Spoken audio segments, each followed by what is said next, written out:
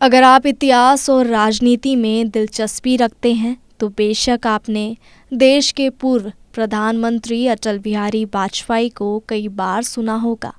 उनके देर तक चलने वाले लंबे भाषण हमेशा सुनने वालों को कम ही लगते थे।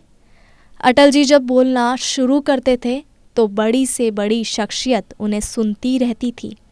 अटल जी के चाहने वालों की कमी नहीं थी। उनके जैसा ना कोई हुआ ना कोई होगा, क्योंकि विरोधी भी उनका सम्मान करते थे।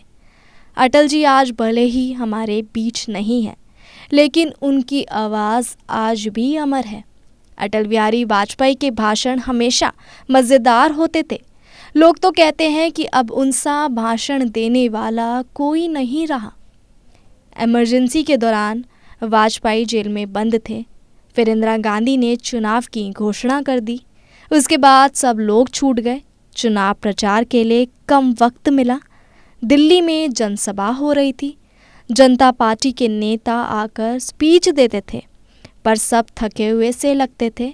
फिर भी जनता हिल नहीं रही थी। ठंड थी, बारिश भी हल्की हल्की होने लगी थी, पर लोग जमे बैठे थे। वहीं एक नेता ने बगल वाले से पूछा कि लोग जा क्यों नहीं रहे? बोरिंग स्पीच हो रही है और ठंड भी हो रही है, फिर भी लोग यहीं क्यों बैठे हैं? तो जवाब मिला कि अभी अटल बिहारी वाजपेयी का भाषण होना है, इसलिए लोग रुके हुए हैं। वहीं अटल आए और शुरू किया। बाद मुद्दत के मिले हैं दीवाने, कहने सुनने को बहुत है अफसाने। खुली हवा में ज़रा सांस तो ले ले, कब तक रहेगी आज़ादी कौन जाने।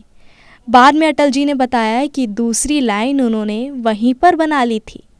जनता मंत्रमुग्ध हो गई थी। इंदिरा पैर हिलाकर बात करते देखा है क्या? 1994 में यूएन के एक अधिवेशन में पाकिस्तान ने कश्मीर पर भारत को घेर लिया था। प्रधानमंत्री नरसिंह राव ने नेता गांधी ने एक बार अटल जी की आलोचना की थी कि वो बहुत हाथ हिला हिला कर बात करते हैं। अटल जी ने जवाब में कहा कि वो तो ठीक है, आपने किसी को प्रतिपक्ष अटल बिहारी वाजपेयी को भेजा था भारत का पक्ष रखने के लिए। वहाँ पर पाक के नेता ने कहा कि कश्मीर के बगैर पाकिस्तान अधूरा है। तो जवाब में वाजपेयी ने कहा कि ठीक है, पर पाकिस्तान के बगैर हिंदुस्तान अधूरा है। पाकिस्तान के ही मुद्दे पर अटल बिहारी की बड़ी आलोचना होती है कि ताली दोनों हाथ से बजती है। अटल जी अकेले ही उत्साहित हुए जा रहे हैं। तो वाजपेयी ने जवाब में कहा कि एक हाथ से चुटकी तो बज ही सकती है। अटल जी के ऐसे ही तमाम किस्से हैं जिसके कारण उनकी अटल अविरल अविकल छाप देश की राजनीति में हमेशा अमर रहेगी।